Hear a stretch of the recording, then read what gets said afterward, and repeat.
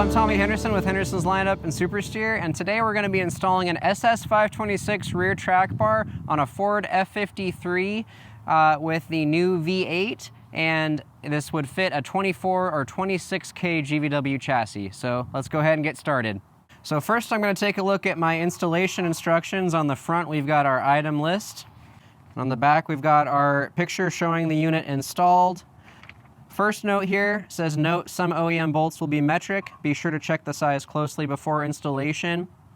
So looking at the rear end on this coach, it's a little bit difficult to see, but there are little numbers stamped in, 10.9, so that refers to the grade, and that is used on metric bolts. So I know these are metric fasteners.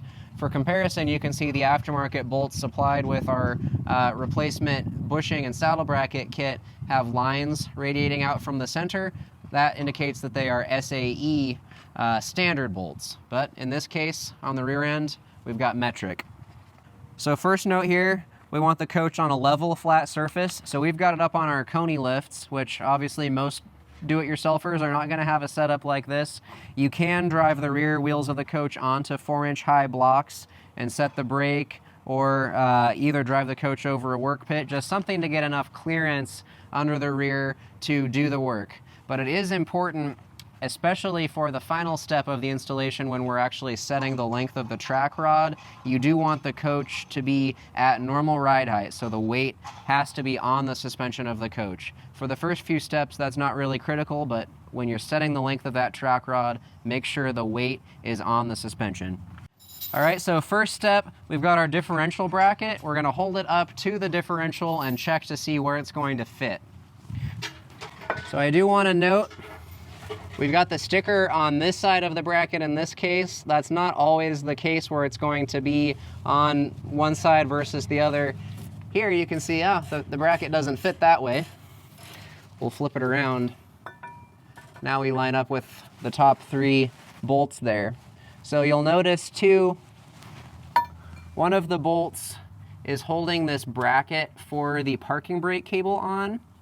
And this bolt actually has a stud that extends out from it. So what you're going to want to do first is remove this nut, which is just threaded onto the stud. Once you get that nut off, then this bracket can come off and you can remove this bolt just like the other 2 bolts here. That bolt does have a hex head that's covered by that bracket currently. So first, we'll pull this bracket off. So we've got our 21mm socket. To get to this nut, I'm using an extension. Just makes it a little easier to get in there. So we'll go ahead and take that off. Now this bracket can be moved out of the way. And you can see now that we've removed it, you've got a normal hex head on that bolt. So now we can remove this one just like these other 2. Got that bolt out. Now we'll remove these 2.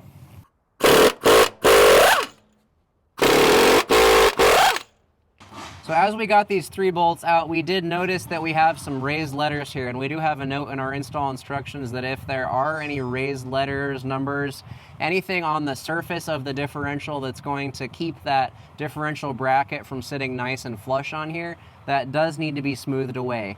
So I've got my sanding disc here I'm going to use to just get that down flush with the surface of the bracket. Note that I do have my bolts threaded in right now just to keep bits of metal from getting inside of our rear end.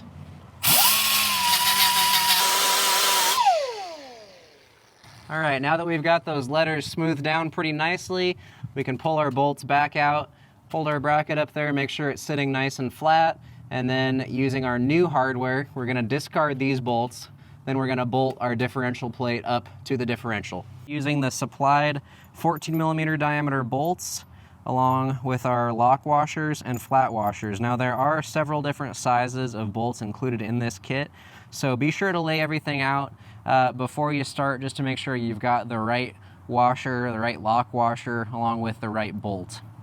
And we do also supply Loctite in this kit, so we're going to go ahead and use some of that supplied Loctite on these bolts as we thread them in. I'm going to start with this one just to hold it in place. Make sure it's starting freely. We don't want to cross thread anything. It has started freely, so that's good. And we'll do this one here. And last, we're going to do this one here. Now we have to remember our parking brake cable bracket, so that's going to rest on top of the bracket. So again, we've got our differential plate right against the surface of the differential. On top of that is our parking brake cable bracket. And now we're going to use our last of the new supplied metric bolts. Thread that in. Make sure that everything has freely started. They have. Now we can go ahead and tighten those down. We're going to use our impact wrench now to run these down. We don't want to overdo it on these. We're looking for a torque of 120 to 135 foot-pounds. So I've got my gun set to a lower setting first, so I'm going to start running these down. And these bolts are a 22 millimeter hex head, where the factory bolts are a 21.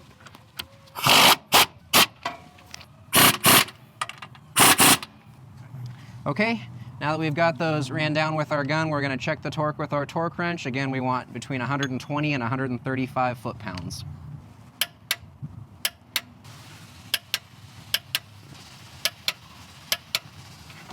Okay, next up, now that we've got our differential bracket installed, now we're going to install our frame bracket. Okay, so now we've got our frame bracket, we've got our pinch plate, and the mounting hardware required. So we're just going to start by loosely putting this on the frame. Once we get it up there, then we'll use our track rod to check exactly where on the frame rail that needs to sit. First, I'll just note that the 5/8 bolts that hold the pinch plate on actually come threaded into that pinch plate, so we're going to thread those out. The whole thing is going to sit like this. These bolts are going to come up from below, from inside the frame rail. So we'll get everything up there. We'll loosely assemble it. I am going to put some Loctite on these bolts for a little extra insurance. All right, we've got our two bolts, got our frame bracket, got our pinch plate. So the pinch plate will sit on top like so. We'll just hold that in place there, get our 5/8 bolts started, just tight enough to hold everything together, keep it from falling off. Now we've got it sitting snug enough to where it's going to be pretty easy to check the alignment using the track rod. I've got my track rod. I'm going to start by just loosely bolting it on the axle bracket side before I check to see where this needs to sit along the frame rail. So first, if I were to do this, that would be a big no-no. See how the diameter of that bolt head is the same as the diameter of that bushing? This could pull through. What I need to do is put a large flat washer in between the bolt head and the track rod end. Now I'm going to put a flat washer on the other side to capture that bushing, and now I can put it in there. I'm going to start the nut just to hold it in place. I'm not going to actually tighten it down yet. All right, now that we've got that nut tightened just hand tight, I'm gonna hold this up to our frame bracket and check for alignment. And we're actually pretty nicely aligned. I could probably go back just a little bit there. That should sit pretty nicely. Okay, now that we've got our location for this assembly along the frame rail set, I'm going to start by tightening our outer 1/2-inch bolts down to about 40 foot-pounds. Now I do want to make sure that our jam nut is not going to bottom out on that bracket as I'm tightening, so I will just hold that with the wrench just to make sure. And you really don't want to go very tight with these. 40 foot-pounds is about all you want to do. You're really just trying to push that pinch plate against the inside of the frame rail before we torque these bolts down. What you don't want to do is tighten these enough to where the whole thing starts to bow out. Now we're going to tighten these down to about 100 foot-pounds. Okay, so what you want to see is this lower frame bracket plate to be nice and flush against the lower part of the frame rail, and the same with the pinch plate. You want that pinch plate on top to be flush with the frame rail. What can happen if you tighten these down too much initially, that can actually start to force this plate to ride up the curve on the inside of the frame rail, and then that pinch plate will no longer sit flush against that. So if that happens, you just want to back these off a bit and then get these nice and snug first before you really start to tighten those down too much. Again, you don't want a whole lot on those, about 40 foot-pounds is it. So I'm going to go ahead, and now that I've got everything sitting pretty nice, I've got these snugged with my air tool, I'm going to set these to 40 foot-pounds, tighten the jam nuts, then I'm going to torque those to 100 foot-pounds.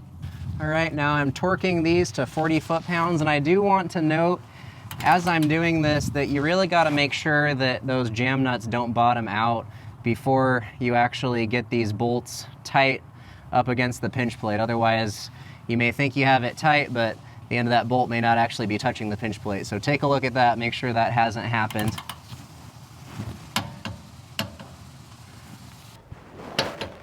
Yeah, there we go. Okay, now that these two bolts are set to 40 foot-pounds, I'm just gonna run the jam nuts down. Now I'm just tightening this last jam nut down up against the frame bracket. Just as tight as you can, with reasonably so with an end wrench. You're really just trying to keep those bolts from backing out. Okay, now lastly we're going to torque these two lower bolts to 100 foot-pounds.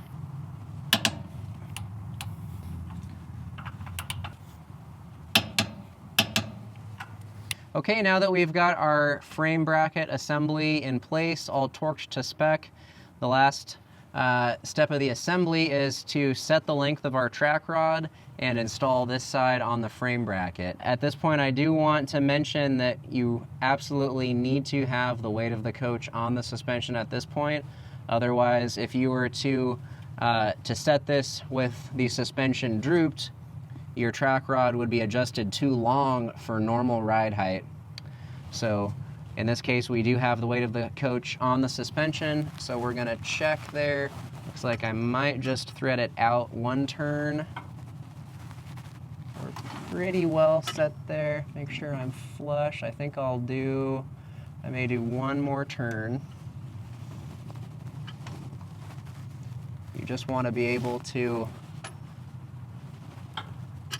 put that together without fighting it, and that looks really good there. I'm gonna put my flat washer against the head of the bolt, come through the back.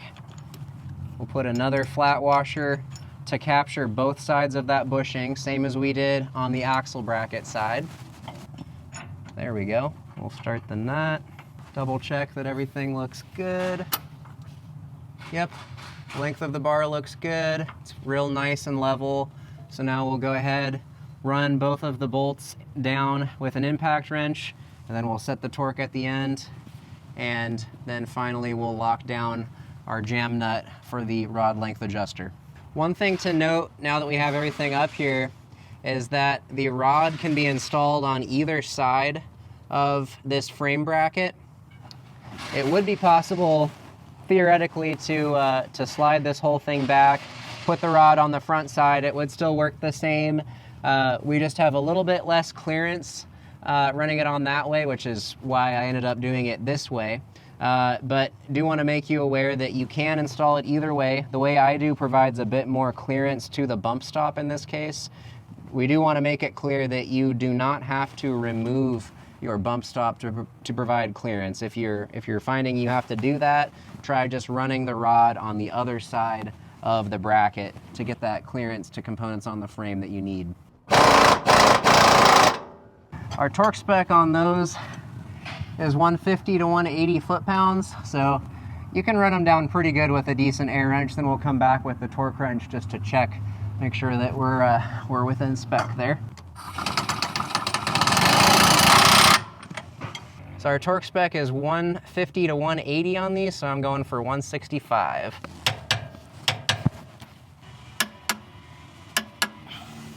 Now that we've got both ends of our track rod torqued, we're going to go ahead and tighten down our jam nut. I do want to note that the jam nut has to be up against the rod side, not the rod end side, for it to do any good.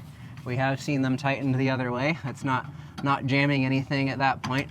So we're just going to tighten this down to about 150 foot-pounds. It's really just as tight as you can get with an end wrench just to lock that in place.